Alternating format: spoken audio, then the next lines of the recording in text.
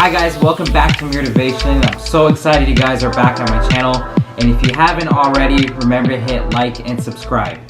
So today I wanted to have a more in-depth conversation about credit. So a few weeks back I did a video on improving your credit score and different tactics that you can use to raise your credit score and things you need to be aware of when keeping your credit score at a higher level in order for you to get approved for loans. So today I want to talk about the 7 C's of credit. Now sometimes this is referred to as the 5 C's of credit or the 3 C's of credit, and it varies amongst financial institutions, but today we're going to go over the 7 C's of credit so you'll have a better understanding of when you would get approved for a loan or why you would not get approved for a loan. Alright, so let's get started.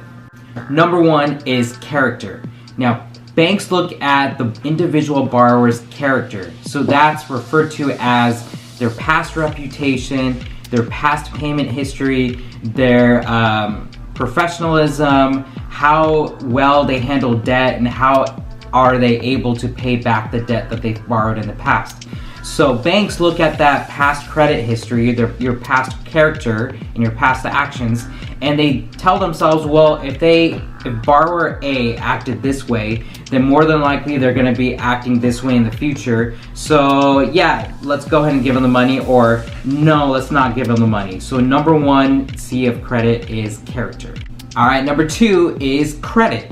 What we talked about a couple weeks back about your credit scores. So banks look at your past credit history, your score, how you're able to handle debt, and it's very similar to character. However, character looks at the overall actions of the person, and credit is the actual hard numbers and data of the individual. So number 2 is credit.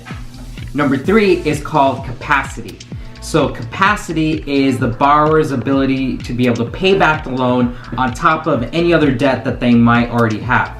So when a bank looks at your package, your loan package, and they're analyzing your financials, they ask themselves, okay, what capacity does this person have to pay back their loan in addition to the new loan that we're going to give them? So they look at all your current loans that you have, your mortgage payment, your auto payment, any current business debt that you have, and they calculate in the new debt that they're going to give to you, and they see if this individual borrower is going to be able to handle that debt. So number 3 is capacity. Number 4 is cash flow. Now cash flow is pretty straightforward. The bank just looks at the monthly income that you get, and if that monthly income is going to be able to support the existing debt that you have and the new loan that you're going to get. So that could be your regular paychecks that you get from your work, or your day-to-day business operations and the profits that you get on the monthly basis.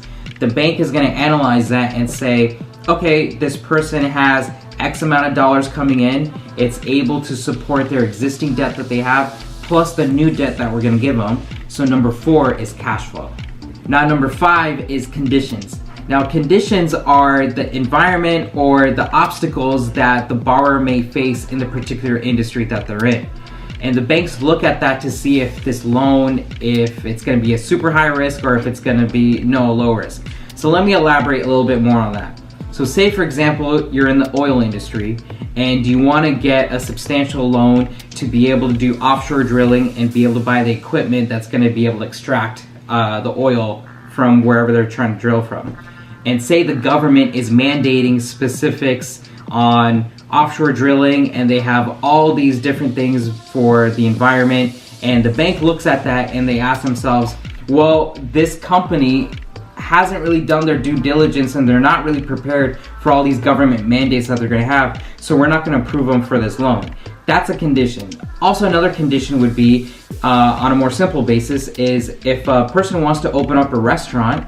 Restaurants have a super high fail rate. It's almost, I think, a 90% fail rate of all restaurants that open up. So the bank will look at that and say, well, this individual person doesn't have any prior restaurant experience on running a restaurant successfully, so it's high risk, so the conditions aren't good, so we're going to decline the loan. So number 5 is conditions.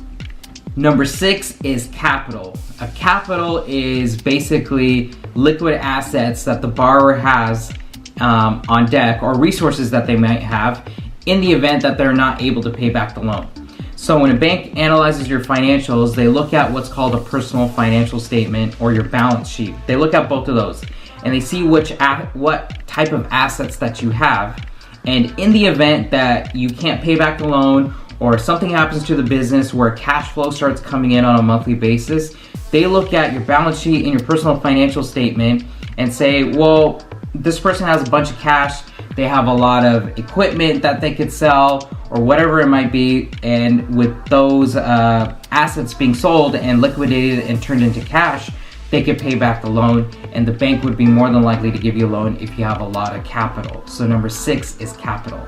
All right, number 7 is collateral. Now, collateral is classified as a tangible asset that the bank can have to sell in the event that you can't pay back the loan. So let me give you an example. When you get a mortgage on a house, the collateral is the house itself.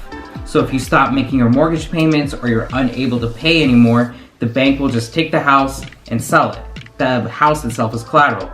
Or from a business aspect, if the business borrows money to buy equipment or a fleet of trucks or commercial industrial buildings, in the event that the business can't pay back that monthly payment, they'll just seize that collateral. So they'll take the equipment, they'll take the building, they'll take the trucks and sell that off to the market, and they'll get cash for it, and then they can pay back their debts.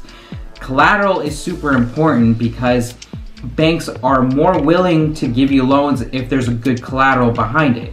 And now there's loans out there that have no collateral, but they're super high risk, and only certain banks are willing to do that. So number 7 is collateral. We went over the 7 C's of credit, and I really hope it's helped you out. And now I hope it's given you a better understanding on what banks look for when they're approving you for a loan. So if you in the past have gotten a mortgage loan, the banks have looked at all 7 of these C's and approved you for it. Or if you were looking to get a business loan, the banks will look at these 7 C's and to see if they can approve you for the loan. So remember to hit like and subscribe on my channel, and let me know if you have any questions. Comment below on any questions you have on the specifics on these 7 C's. And have a great day, and I'll see you guys on the next video.